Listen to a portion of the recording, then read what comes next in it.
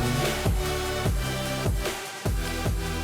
Sesi kedua kita kali ini kita akan membahas kekuatan yang mungkin kecil secara jumlah, hanya sekitar 0,6% populasi Indonesia, tapi dampaknya luar biasa besar, para high net worth individuals. Bagi mereka, luxury bukan lagi soal harga, ini soal pilihan, makna, dan pengalaman yang selaras dengan nilai hidup mereka.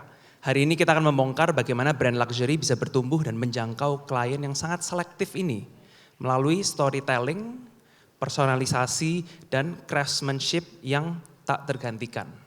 Karena di industri luxury, pertumbuhan sejati bukan soal volume, melainkan soal trust, emotional connection, dan legacy. Narasumber kita yang pertama merupakan lulusan dari Wellesley College, Massachusetts. Beliau bergabung di Sotheby's pada 2004 sebagai Southeast Asian Art Specialist dan berperan penting dalam proses kurasi serta lelang-lelang Sotheby's di Hong Kong. Sejak 2021 beliau diangkat sebagai Managing Director Southeast Asia dengan tanggung jawab memimpin pengembangan kegiatan bisnis Sotheby's di Asia Tenggara mulai dari Singapura, Indonesia, Vietnam, Thailand, dan Filipina. Mari kita sambut ke atas panggung dengan hangat Jasmine Prasetyo, Managing Director Southeast Asia Sotheby's.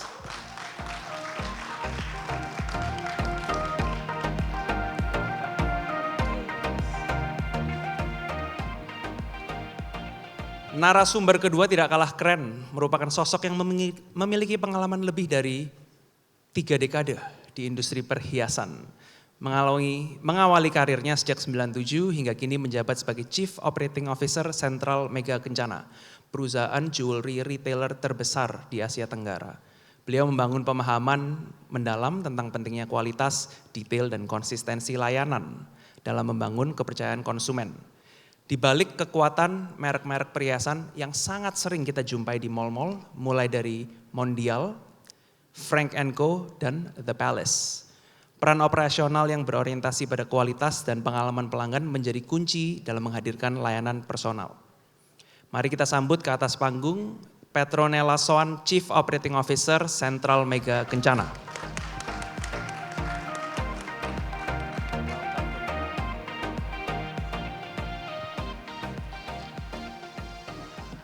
Okay, I will host this session bilingually, both in English and Indonesia. And obviously we are using AI, so if you guys want to see the translation on the English side, we can look at the screen on the right. For bahasa, we can see the screen on the left. Sebelum memulai, saya ingin ada quiz sedikit. Nanti ada mikrofonnya dari sini. Tahun lalu, the original Hermes Jane Birkin bag laku terjual di Sotheby's. Ada yang bisa tebak nggak? Satu tas mereknya Hermes yang dipakai oleh Jane Birkin sehingga tas tersebut dinamakan Birkin bag. Tahun lalu terjual di Sotheby's di lelang, satu tas aja nih warna hitam. Kurang lebih laku di harga berapa? Ada yang mau kasih gambaran nggak? Nggak ada benar salah, jadi ini kita tebak-tebakan aja. Boleh angkat tangan, mikrofonnya kita langsung kasih nanti. Nah silahkan mikrofonnya yang di tengah. Kira-kira ya, satu tas aja warna hitam, laku berapa sih? Tangannya tolong diangkat biar kelihatan. Kalau betul tebakan saya ya sekitar mungkin 5 miliar rupiah ya. 5 miliar rupiah. 5 miliar. Mau Bu Jasmine atau saya yang kasih tahu nih harga lakunya? 5 miliar rupiah mungkin dapat strapnya aja. Waduh. Jadi tasnya laku seharga 10,1 juta US dollar, 170 miliar rupiah, satu tas saja. Nah kalau dirasa tas itu mahal, ada yang lebih eksotis lagi. Tahun lalu juga di bulan Juli 2025 Sotheby's melelang fosil Ceratosaurus. Bingung nggak Ceratosaurus apa? Ceratosaurus itu kayak T-Rex tapi hidupnya beda zaman. Dia 150 juta tahun yang lalu. Ada yang mau tebak nggak? Ceratosaurus fosil ini laku di harga berapa? Kita tebak-tebakan aja. Nah yang di tengah, silahkan yang di tengah. Fosil Ceratosaurus di Sotheby's tahun lalu laku terjual di harga berapa? Di harga 450 miliar. 450 miliar. Lumayan dekat.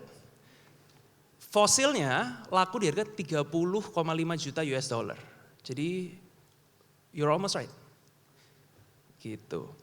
Nah, terakhir sebelum saya masuk ke pertanyaan gitu.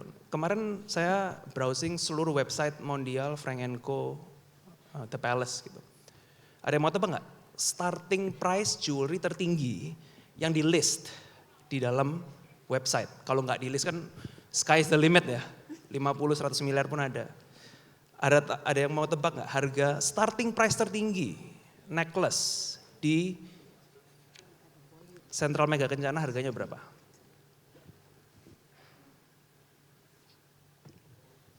Aku kasih clue ya. Kalau saya benar ya, starting price tertinggi 1,7 M. Kalung namanya Illustro. Seperti itu. Nah jadi ketika kita berbicara tentang high net worth individual, sky is the limit. Dan itu yang ingin kita bahas di pagi hari ini. I would love to start by asking Bu Jasmine.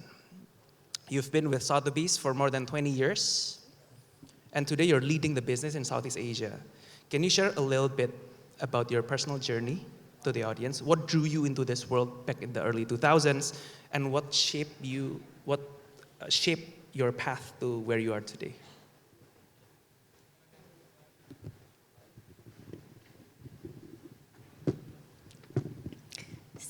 Firstly, thank you for the very kind introduction and a very exciting list of things that Sotheby's have sold. Thank you. Mungkin pertama-tama saya selalu tuh bilang kalau perjalanan saya ke Sotheby's itu seperti divine intervention. So selalu kayaknya sudah jodohnya untuk di jalan ini. Karena sebenarnya saya tidak pernah berpikiran untuk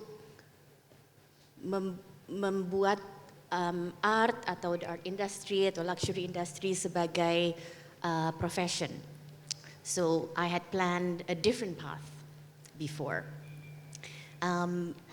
However, that's another story of why I didn't go into that path. But essentially, art had always been an interest, a hobby, and when I was exploring for the next career to embark on, I had the opportunity to intern at Sotheby's. So I started really from the very, very basic. And after that, I think the magic of being in a business where we meet people from all walks of life who are so united in their enduring passion for what they believe in, and being able to see everything come into fruition every 6 months, which is when we usually hold our auctions at that time. So that was the beginning.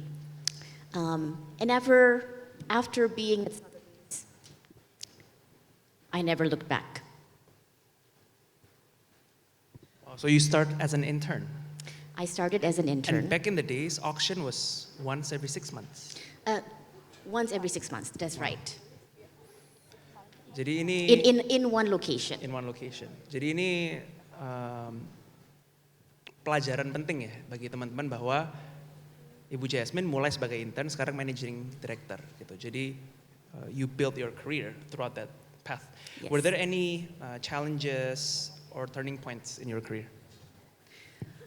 I think there were many, but I think one thing I've learned is that wherever we work, wherever we are, there will always be challenges, and it's okay, because what is most important is that we also build our human relationships within the company, within the people we meet, and at the end, that is what really matters and what sustains our journey. Okay, thank you for sharing your journey. Ibu Nela, Anda sudah berkarya di industri ini selama lebih dari 30 tahun dan hari ini memimpin retailer jewelry terbesar di Asia Tenggara. Boleh diceritakan nggak sedikit perjalanan Anda? Apa yang pertama kali membawa Anda masuk ke dunia jewelry dan hingga sekarang bisa menjadi seorang Chief Operating Officer? Oke, terima kasih William. Selamat pagi Bapak Ibu sekalian. Terima kasih menghadirkan saya di sini. Deg-degan ya Bu ya. Oke, saya mulai karir saya di PT Sentral Mega Kencana sama mulai dari awal itu di Frontliners. Seiring dengan perkembangan store kita yang memang dari awal visinya adalah menjadi chain store. Lalu saya melihat opportunity kalau di industri ini kan kalau kita flashback few years back itu mostly jewelry itu pop and mom. Tapi dari awal visinya adalah chain store. Kalau saya berhitung mengasumsikan bahwa ini adalah pop and mom store, bahwa semua saudara ada di situ, jumlahnya juga terbatas. So saya melihat bahwa there is opportunity for me untuk grow juga di perusahaan ini. So yeah, I'm here now. Semua karir yang saya lewatin mulai dari frontliners, mulai dari store managers, area managers, lalu kemudian general managers untuk beberapa beberapa divisi, lalu kemudian sekarang menghandle semua brand yang ada di naungan PT Sentral Mega Kencana dari operasionalnya. Kita kasih tepuk tangan untuk Bu Jasmine dan Bu Nela untuk ceritanya. Masih dengan Bu Nela, CMK mengelola 3 brand dengan positioning yang berbeda. Ya. Mungkin ada teman-teman yang lebih familiar dengan Mondial, ada yang lebih familiar dengan Frank & Co, dan juga The Palace. Bagaimana cara CMK menjaga DNA luxury yang kuat di setiap segmen tanpa kehilangan kredibilitasnya? Pada dasarnya kalau teman-teman menyadari market Mondial, Frank & Co dan The Palace itu pada dasarnya berbeda. Kalau kita industrinya sama-sama jewelry, tapi segmentasi, positioningnya dan targetnya itu berbeda. Kalau kita bicara triangle marketing, Mondial itu on the top, lalu kemudian Frank & Co ada di tengah, lalu kemudian ada The Palace di bawah. Nah, perkembangannya kita awali dengan Frank & Co di tahun 96. Seperti yang saya sampaikan tadi, visinya menjadi chain store, lalu di situ kita membangun sistem. Kita bangun sistem, lalu kemudian kita coba untuk ekspansi karena kita tahu segmen yang sama pada waktu kita open di Pondok Indah, segmen yang sama itu pasti ada di daerah utara, selatan, utara, segmennya pasti ada yang sama, target marketnya pasti yang sama. Jadi dari awal segmentasinya sudah sama, produknya juga kita siapkan sesuai dengan targetnya, dengan mempunyai DNA masing-masing dari setiap brand itu, baik dari segi price-nya of course, desain filosofinya juga berbeda, sehingga setiap customer itu bisa terlayani di 3 brand kita. Seperti itu. Jadi kuncinya itu ya dari standardized chain store dan membangun sistem ya. Dan sistem. Gitu.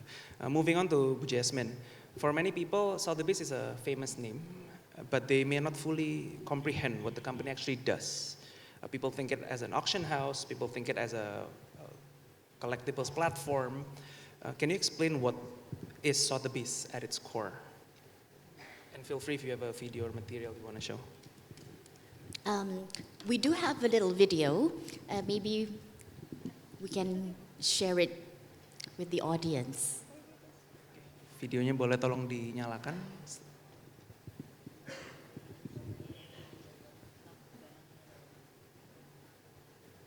Art is emotion, experience, tears, laughter, joy. This is what we want to bring to you. Next lot, Fair warning then. Ahead of you all in the room. Fair warning. This is the world 97 分 record. 钟，前后经过200多轮。 Sotheby's is more than an auction house.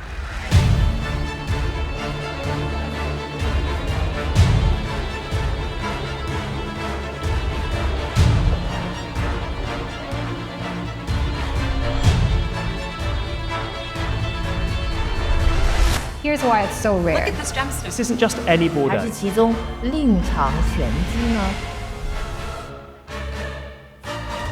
Come to us and get to enter another world.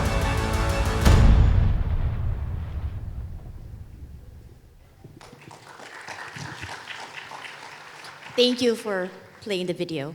So, in 1744, when Sotheby's was established, the company started by selling books, stamps, coins in London. And after a few hundred years,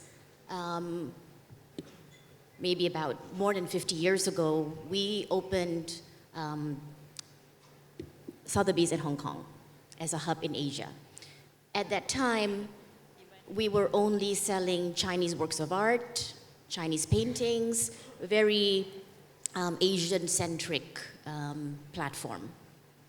And as you can see from the video today, this has all changed, and Sotheby's is more than just an auction house.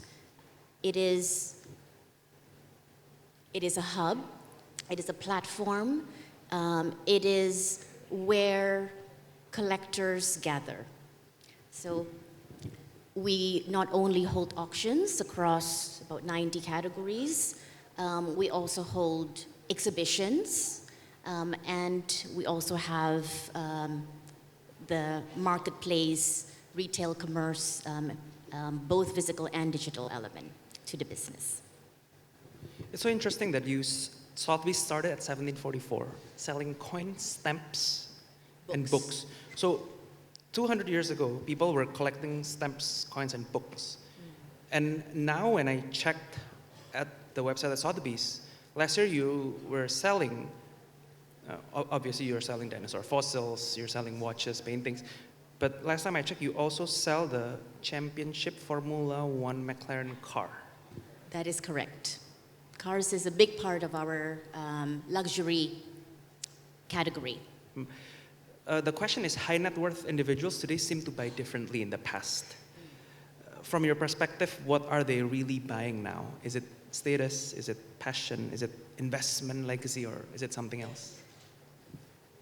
That's a very good question. I think the what they buy, where they buy, that can change over time. But one thing for sure that has lasted is the passion of collecting. So I give an example. I think between old and new collectors, a lot of it is exposure and opportunity and timing. So in the 50s and 60s, it is one of the most creative periods of time for art. And there's a movement called abstract expressionists. So people like Peggy Guggenheim, she was at the center of it all, and she was supporting all of these artists. Names like Jackson Pollock, Willem de Kooning, etc. So these are now artists who are in the walls of museums in international arena. So being there at the right place at the right time. I've also heard of a collector who traded his only Mercedes for a painting. So that was a very interesting mindset because you're trading a very valuable asset, not something that you have in excess. It was the only thing that you have, and you traded it for a painting. So that's passion. New collectors today have a similar, I think, thirst to have an emotional connection or emotional journey with whatever they're collecting. And this excitement, this feeling of wanting to be thrilled, wanting to contribute to a certain extent to the community, to be a patron, and this particular feeling to be transported into another world is what distinguishes how new collectors behave today. I see. So it's the emotional connection and journey, but what underscores everything is the passion of collecting itself. Yes, for the most part. Awesome.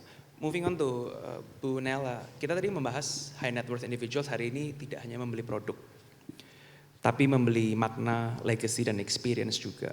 Dari perspektif CMK, apa yang sebenarnya dicari konsumen jewelry di Indonesia hari ini? Nomor satu, sebenarnya kita tidak bisa menghindari bahwa image market Indonesia terhadap perhiasan itu masih ada komoditinya. Tapi peran kami dari CMK membuat perhiasan ini menjadi sebuah simbol, karena di setiap momen dalam kehidupan kita pasti ada momen-momen yang bisa kita celebrate. Perhiasan itu menjadi simbol cinta, menjadi simbol komitmen, menjadi simbol achievement, lalu juga menjadi simbol perjalanan hidup. Nah, sehingga narasi yang kita bangun di CMK sekarang ini bukan sebagai produk ini sebagai komoditi. Karena since the day saya ada di perusahaan ini, biasanya orang Indonesia tuh kalau masuk ke toko perhiasan, pertanyaannya bisa dijual lagi apa enggak gitu.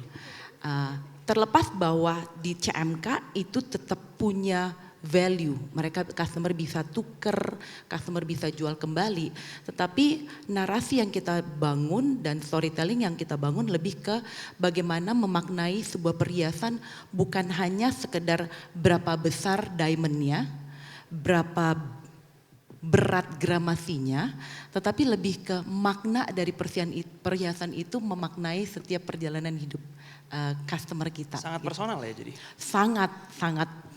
Karena menurut saya sama kalau teman-teman yang mungkin yang cewek-cewek yang ada di sini pasti punya, yang belum nikah pasti punya mimpi, pengen dilamar pakai cincin kawin apa.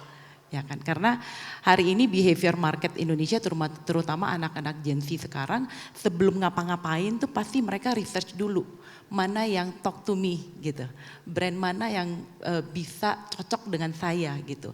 Nah, peran kami karena kami kan end to end juga Pak, mulai dari desain sampai dengan after sale service kita itu under control kita, jadi kita tetap menjaga quality. I see. Di CMK tadi kita ngobrol di belakang ada lebih dari 150 toko ya. Dan di CMK mempekerjakan lebih dari 1.200 craftsmen. Total karyawan kita sekarang sekitar 3.000. Lebih dari 3.000 karyawan. Ya. Dan banyak diantaranya adalah craftsmen dan gemologist. Ya, betul. Seberapa penting craftsmanship dalam membangun trust dan emotional connection, mengingat jewelry adalah hal yang sangat personal. Ya, betul. Meanulir konsep komoditi di Indonesia, kita mulai dari quality. That's why kenapa craftsmanship itu menjadi sangat penting. Jadi setiap proses pembuatan perhiasan kita, kebetulan manufacture under control kita juga dalam naungan PT Sentra Mega Kencana juga. Jadi setiap proses production itu melalui QC control yang sangat ketat, sehingga produk selesainya itu produk yang punya values yang bukan sekedar berapa gramnya, berapa berat diamondnya gitu. Jadi menurut saya edukasi ini wajib kami edukasi ke market, karena bukan sekedar cuma beli perhiasan tapi membeli sebuah value dari produk itu sendiri. Gitu. Bu Nela melihat nggak ada pergeseran perilaku antar generasi? Tadi di-mention Gen Z, milenial sekarang sangat mencari tahu tentang jewelry sendiri. Apakah ada perbedaan antara generasi sekarang dan generasi sebelumnya dalam memaknai jewelry? Mungkin ada sedikit ya, tapi menurut saya apa yang kami bangun di brand-brand yang kami punya dibangun dengan sebuah value yang secara umum itu harusnya sangat relate dengan customer, karena ya itu tadi yang saya sampaikan, simbol-simbol dalam kehidupan kita bahwa oh setiap orang punya tanggal lahir yang masing-masing dan bagaimana men-celebrate tanggal lahirnya. Setiap orang yang memasuki pernikahan itu juga mempunyai tanggalnya sehingga momen-momennya sama tapi cara menyampaikannya menjadi berbeda. Kalau dulu kita CMK itu dulu konsep kita adalah edukasi. Karena industri ini kalau kita, saya bicara tadi mengenai Pup & Mum Store, kami adalah company retail pertama yang mengusung konsep chain store. Yang pertama? Pertama, tahun 96 kami mulai, kami adalah toko perhiasan chain store yang masuk ke mall dan konsepnya chain store. Nah, sistem jadi harus menjadi nomor satu. Transparansi karena kita tidak punya sistem negosiasi. Harga di barcode kita sangat jelas. Karatage-nya sangat jelas. Bahkan kalau kita lihat itu 3 digit di belakang koma itu berat diamondnya itu tertera. Gramasinya pun sama. Jadi transparansi itu menjadi penting. Lalu kemudian kita bicara mengenai quality. Sama hari ini sampai hari ini. Buat informasi buat teman-teman semua juga, sampai hari ini Indonesia tidak mempunyai standar karatage emas. Kalau patokan dunia secara umum, kadar emas 24 sama dengan 99. Di CMK kita memakai kadar emas 75% itu international standard. Nah banyak di luar sana, saya tidak menyebutkan merek, banyak di luar sana yang kadarnya itu masih tidak standar gitu. Karena ini yang menjadi menurut saya, karena bentuknya udah jadi perhiasan. Tidak banyak toko perhiasan yang menyampaikan dengan clear bahwa karat emasnya itu X gitu, kayak kita 750. Kalau 750 kan 18K ya gitu. Yeah. Di global, di dunia itu yang umum untuk perhiasan itu 24 karat, 18 karat, 14K biasanya kalau 14K itu di US, lalu ada 9K. Nah di luar sana itu tidak standar. Nah peran kami tuh mengedukasi itu. Ya kan, termasuk diamond. Diamond di Indonesia kalau kita flashback lagi, dulu taunya ada putih dan kuning. Tapi sebenarnya pengetahuan mengenai diamond itu ada secara umum, walaupun di Indonesia nggak ada sekolahnya ya. Ada laboratorium yang menilai sebuah berlian dengan ukuran dan pengetahuan yang sama gitu. Mulai dari warnanya, karatnya, clarity-nya gitu. Ya. Ini mungkin Bu Jasmine juga sangat paham karena di Sotheby's pasti banyak banget diamond yang amazing banget tuh butirannya bisa. Gitu. Jadi perbedaannya jadi enaknya kami, kalau dulu kami mengedukasi lewat offline store kita, sekarang anak-anak muda lebih gampang untuk mencari tahu dulu, jadi PR saya di toko setengahnya hilang tuh. Karena mereka udah mencari tahu diamond itu sendiri. Apa. Nah pada saat ke toko, experience-nya yang kita tampilkan supaya mereka, apa yang mereka dapatkan secara knowledge di pengetahuan itu, sampai ke toko itu sama. Gitu. Lalu ya kita bicara kualitas. Oke. Jadi perannya itu ya mengedukasi, Gen Z sekarang juga lebih rajin, jadi datang ke toko sudah well informed. Oke. Sekarang kita ke Ibu Jasmine. Pertanyaan yang sama, do you see generational differences as well? How do older generations, younger generations behave differently in collecting? And are the younger collectors entering the collecting passion through different form of art? Do they enter through sneakers first? Do they enter through NFT first? Or through streetwear, pop culture before moving into finer art?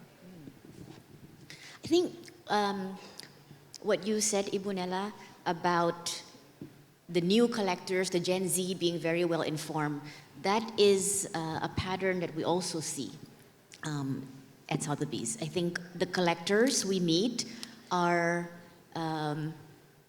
so passionate that they know every detail about the artist, for example, that they're into, or be that NFT, or if it's sneakers, they know everything about the sneakers. I think collectors under 40 make up about 17% of collectors in art, and about 27% for luxury. And this is a really big growth compared to what had been happening in the past maybe 10 years. They do enter, most of them, through luxury. I mean, that's the data that shows that. But what is also a trend is that there is cross-category collecting. So maybe someone is very interested in watches, so they first enter through watches, but they may change, and they may also find artwork as exciting.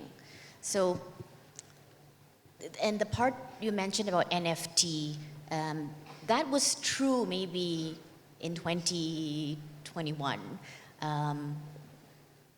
It is a very relevant category at that point in time. Even today, a lot of people still invest in crypto. But I think we can't generalize, because we have a 20-year-old, for example, whose interest is actually old master paintings. 20-year-old interested in old master painting. They may not be able to buy yet at this point. He or she must be an old soul. Definitely an old soul. But this is what is exciting. There are old souls within the next gen. So, for us who work at Sotheby's, we always learn from the collectors we meet. And by the way, you mentioned the Birkin bag earlier that sold for 10 million US. So the buyer for that, and this is public knowledge, so I can share, is from Japan, a former footballer. And he actually opened an e-commerce company. So it's Is it Yusaku? Yusaku Maezawa? It's not Yusaku Maezawa.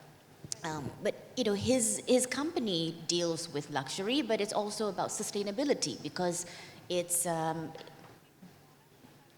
secondary market luxury goods. So it's relevant for him to buy that. It is very relevant. Enhance his business. Exactly. So the bag toured through different parts of the world, and it was very much admired. It's interesting that you say that at Sotheby's, 27% of luxury was purchased by people under 40, and 17% of total is under 40. Since Sotheby's is a very global company, global client base as well, are there clear differences in category demand between, say, North America? They like to buy certain type of categories. Middle Eastern, they like to buy certain type of categories. Southeast Asia, North Asia. Well, there is a certain truth to what people would assume, perhaps. Like in Dubai, I think the glitziest and most limited edition Hermes bags, sell in Dubai, for example. But I think what we can say is that Asian collectors in general are very sophisticated. They're very knowledgeable. They do their homework. Of course, in Asia, the culture of collecting is maybe slightly younger compared to, at least collecting from a secondary market. It's younger than a European or an American collecting base. I see. One question before we move to Bunela. Many people now see collectibles as an asset class. How do you balance the emotional side of collecting with the financial side of investing? I think one of the biggest differences today is how much one has to invest. I don't want to use the word invest because what is really investment? There is a return if you buy at the right time and you sell at the right time. If not, even if there is gain, it's just paper gain. But at the same time, undoubtedly, the value or the numerical value of something you want to buy is now more significant than it was 50 years ago. So there is that balance. I think ultimately, collectors are very savvy and they're very wise and they make their own decisions. So for us, our role is to share with them the information and the knowledge that we have about the market, about the artist, or whatever they wish to pursue. And at times we become like a sparring partner, but they make their own decisions. Interesting. Ibu, moving on to Bu Nela. Bagaimana CMK menyeimbangkan antara timeless heritage dan tren modern? Tentu tren modern dengan timeless heritage. Tentu di mungkin bentuk-bentuk cincin tertentu ada yang dari dulu sampai sekarang very timeless gitu. Terutama karena jewelry selalu berada di persimpangan budaya dan komersial. Di store kita ada mungkin sekitar 38% produk yang dari dulu sampai sekarang tuh ada. Dari dulu pertama kali brand ini ada, itu sampai hari ini ada. Itu adalah produk-produk yang timeless. Bahkan cincin kawin pun kita punya cincin kawin, contoh cincin kawin yang demand-nya itu sangat tinggi karena desainnya itu emang sangat timeless dan produk itu sampai sekarang ada. Hanya secara desainnya tuh sama, tapi seiring dengan perkembangan teknologi kita terus memperbaiki dari segi craftsmanship-nya.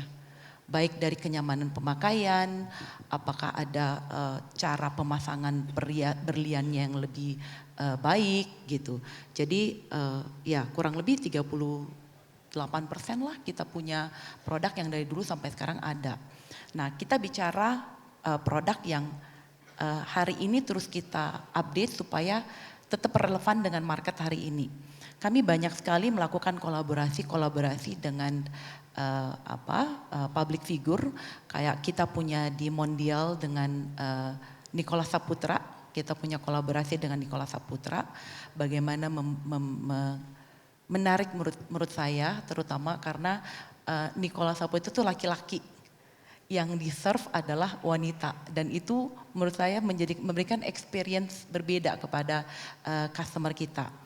Lalu kayak di Frank & Co kita punya collaboration dengan beberapa desainer, yang terakhir itu dengan Monica Ivena, lalu kemudian dengan Maudy Ayunda.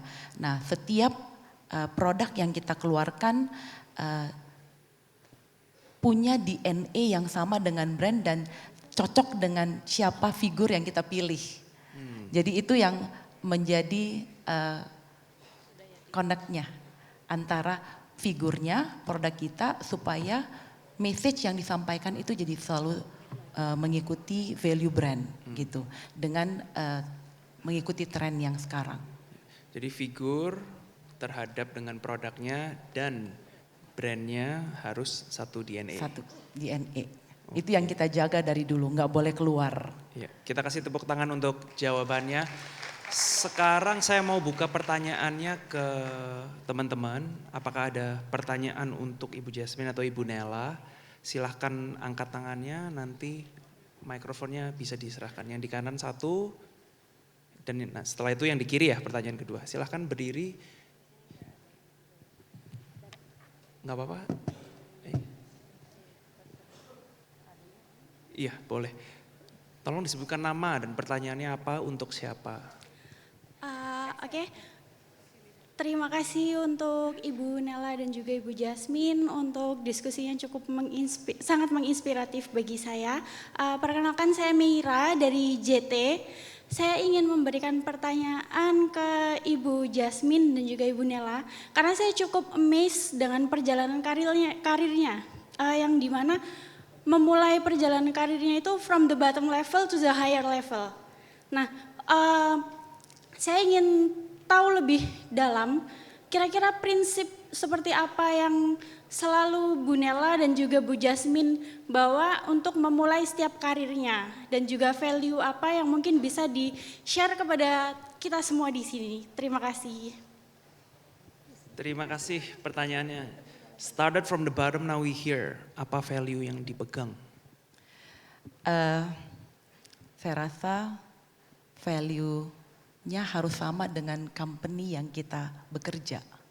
Karena pada dasarnya kita sebagai manusia punya nilai-nilai yang kita diajarkan oleh orang tua kita. Ya. Jadi buat saya value integrity itu is the number one. Dan itu saya lihat di dalam perusahaan ini.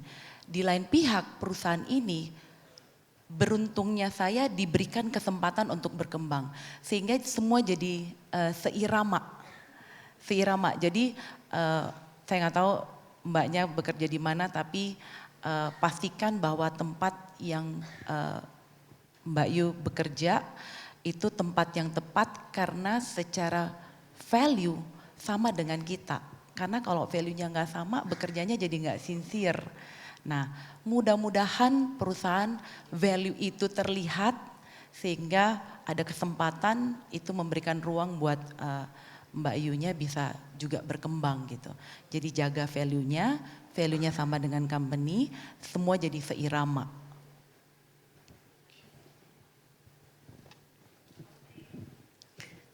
I think that's a very good advice. Untuk saya, waktu saya mulai kerja, sebenarnya saya nggak pernah ada plan atau ambisi untuk, maksudnya 5 tahun lagi saya mau jadi apa, 10 tahun lagi saya ada target apa, saya tidak pernah memikirkan itu, terus terangnya. Tapi value yang mungkin ditanamkan dari keluarga saya adalah, dan yang saya percaya sampai hari ini, in anything that we do, we just give our best. Itu pertama-tama. Kedua, mungkin untuk saya sendiri, saya rasa kesabaran itu penting. Karena dalam perjalanan karir itu seperti maraton. Dan masing-masing kita pakai sepatu sendiri, kita tidak tahu, kita tidak bisa membandingkan perjalanan kita dengan perjalanan orang lain. Jadi ada kalanya kita ingin sesuatu, tapi kita belum waktunya untuk kita dapatkan. We have to be patient. Kita harus sabar, kita harus continue dengan journey kita dan tetap memberikan yang terbaik yang kita bisa. Dan kesabaran itu mengalahkan semua. Menurut saya. Jadi patience is virtue. First, patience is a virtue. Dan yang ketiga adalah kalau bisa mendapatkan seorang mentor yang baik dalam kerjaan atau mungkin dalam komunitas, itu adalah a really good blessing, really good bonus untuk panduan. But in any case, human relationship itu sangat penting. Jadi sebisa mungkin kalau bisa have as many friends as you can. Gitu. Tadi Mbak kerja di JT ya? Ini owner sama bosnya di sini ya? Nah, suatu saat bisa menggantikan bapak yang satu ini berarti ya? Iya. Pertanyaan kedua dan terakhir, tadi ada yang di kiri, boleh Mike? Silahkan.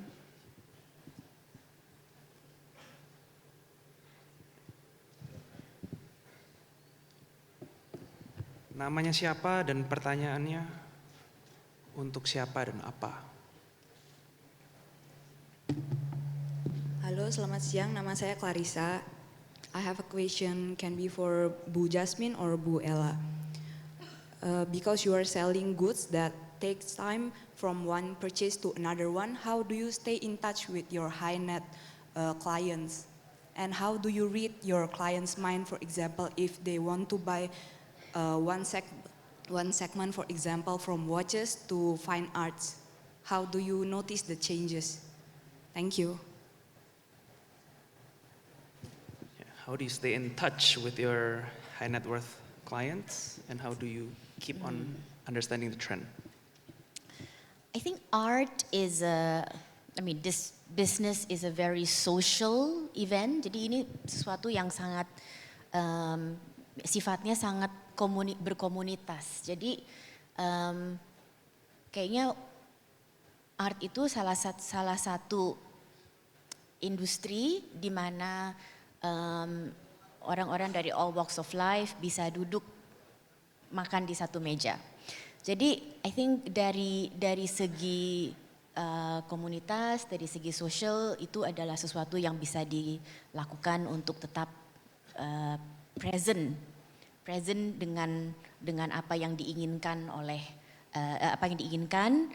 dari klien-klien, dan ya kita selalu ada relationship, mungkin mudahnya begitu. Oke, kalau dari Sentra Mega Kencana, pada dasarnya kita punya platform CRM system itu in general untuk menampung semua database yang kita punya. Tapi pada dasarnya karena ini produknya perhiasan dan sangat personal, setiap customer di tempat kita dihandle oleh satu representative, dihandle oleh satu jewelry representative, sehingga secara database bukan hanya database demografi, tetapi kebutuhan dan kesukaan dari setiap customer itu bisa kita capture. Itu masuk ke dalam sistem kita. Contoh misalnya Ibu Jasmine senang kue klepon gitu. Itu bisa menjadi notes di tempat kita sehingga pada saat momen tertentu kue klepon itu menjadi satu trigger, ya kan. Lalu kebutuhan produknya, kita punya banyak kategori produk. Nah, based on histori pembelian, itu kita bisa melihat customer ini kesukaannya produk apa, value-nya berapa, lalu kemudian momennya kapan waktunya untuk kita melakukan approach. Jadi membina relationship, membina hubungan dengan customer bukan hanya sekedar transaksional, tetapi lebih ke mengenal customer bukan hanya dia butuh apa, tapi lebih ke mengenal dia sebagai teman. Sehingga mereka selalu datang untuk mencari kita. Karena buat saya adalah mereka bagaimana caranya bisa kembali ke tempat kita. Dan kita punya data itu 38% customer conversion rate terhadap retention kita dari 1,2 juta customer yang kita punya sekarang. Jadi human elementsnya sangat banyak tinggi. ya. Personal touch-nya sangat tinggi. Personal touch-nya sangat tinggi. Jadi mungkin itu sedikit teman-teman topik mengenai high net worth individuals dan collecting dan luxury di siang hari ini. Mari kita beri tepuk tangan yang paling meriah buat Ibu Jasmine dan Ibu Nella. Baik, terima kasih Pak William, dan kepada Ibu Jasmine dan Ibu Petronella berkenan berdiri karena akan ada pemberian token of appreciation yang akan langsung diberikan oleh Bapak William Utomo. Baik, dan hadirin sekalian, tadi kita sudah mendapatkan kesempatan untuk belajar dan mendapatkan banyak sekali insight berharga. Untuk yang pertama Pak William, mohon berkenan diberikan kepada Ibu Jasmine Prasetyo, Managing Director Southeast Asia Sotheby's. Ya, boleh berkenan agak bergeser. Iya, kita lihat ke kamera sentral. 3, 2, 1. Satu kali lagi, 3, 2, 1. Baik, dan untuk selanjutnya akan diberikan kepada Ibu Petronella Swan, Chief Operating Officer Sentral Mega Kencana. Oke, 3, 2, 1. Satu kali lagi. 3, 2, 1. Baik, kita akan berfoto bersama. Kami silakan.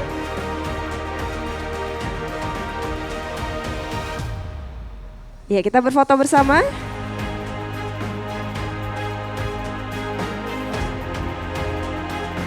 Ya, 3, 2, 1. Satu kali lagi. 3, 2, 1.